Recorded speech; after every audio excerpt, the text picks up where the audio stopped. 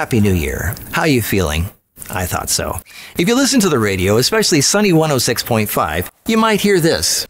So now that you feel like crap after eating 2 months of holiday food, go to thehealthylife.com and find out how to get healthy again fast. So healthy you might never get sick ever again. Let us show you how. Go to thehealthylife.com and subscribe for free.